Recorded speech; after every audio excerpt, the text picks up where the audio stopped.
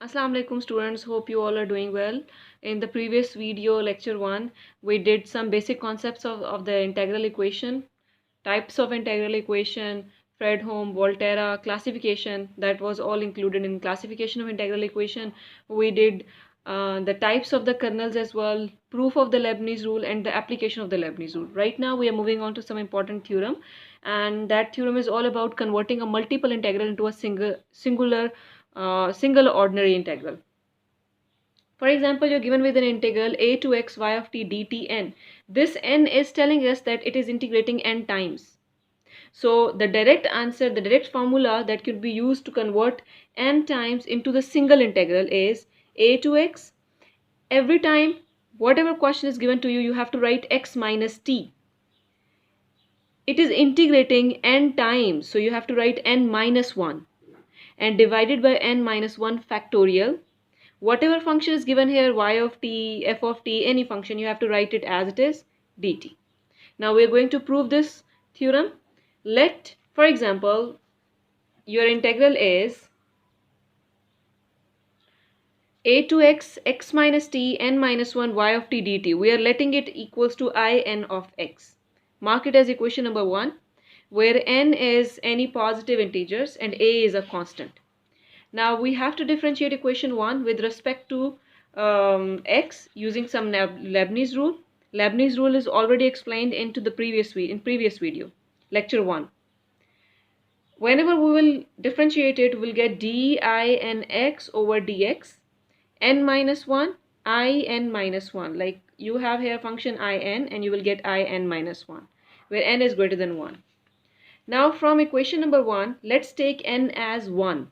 So I1 of x will be a to x, x minus t, 1 minus 1. So it's going to be 1 on the whole, y of t dt. Now let's differentiate this one. When we will differentiate it, we'll get d I1 over dx, and the derivative and integral will be cancelled out. You will be just left with y of x, upper limit, according to the upper limit. Now differentiating equation number 2. Your equation number 2 is this one. We are going to differentiate it second time. So it is going to be d2in over dx square. When we will differentiate it again. And then n minus 1 into n minus 2 and in minus 2. But when we are differentiating it k times, it's going to be dkin over dxk, n minus 1, n minus 2, n minus 3 up till n minus k and in minus k. Now in this equation, let's take k equals to n minus 1. If I take k equals to n minus 1, in place of k I will get n minus 1, n minus 1. You know that it's going to be n minus 1 factorial. And when we substitute k here as n minus 1, I will be just left with I1. And you know that we have here di1 and I1 here. Now, let's integrate it, or let's differentiate this equation. Equation number 5. Let's differentiate this equation with respect to x. When I will differentiate it one time, it's going to be dn. It will be left as dn over dxn. n minus 1 factorial and di1 over dx. And you know that di1 over dx is y of x. So replace it here as y of x. Now from equation 1, 4 and 5, it follows that in of x and its first n minus 1 derivatives all vanish when x is equals to a. 1, 4 and 5. In equation number 1, when you replace x with a, everything will be vanished. In of x will be 0. If I will replace, for example, they are saying in equation number 4 and 5 as well, everything will be vanished. Now I1 of x is integral a to x y t of 1 dt, dt1. I2 of x is a to x I1 of t2 dt2. Now I am going to replace I1 of t2 here. I1 of t2. So this is the I1 of t2. So it will be if I am writing here t2, it will be a to t2. Y of t1 dt1, and integration is with respect to d2. Proceeding likewise, if I will integrate it n times, I will get here n minus 1 factorial, a to x, a to tn, up to a3, t3, a t2, yt1, dt1, dt2, dtn. Now, you know that in of x was this integral. So let's write it here.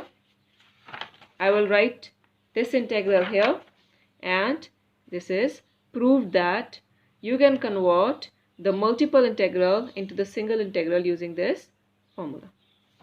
I hope this is clear to you. Next definitions you have to do, it's already explained to you in your classroom. Square integrable functions, L2 functions, and the inner or scalar product of two functions. Just consult your notes. It's already done in the class lecture. And then we have to do the solution of integral equation.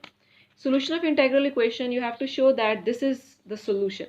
Solution means if I plug in the value of y of x here, both sides, I will get left and right side as same.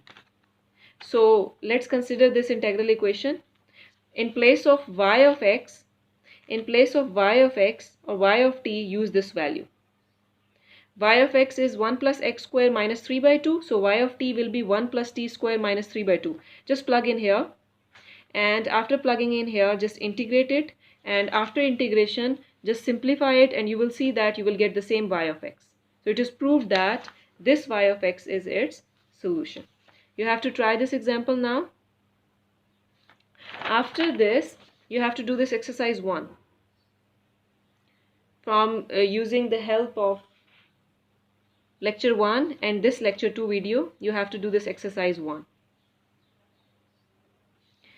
Just keep it in your mind. Integration is with respect to t, and this limits of integration are with respect to x.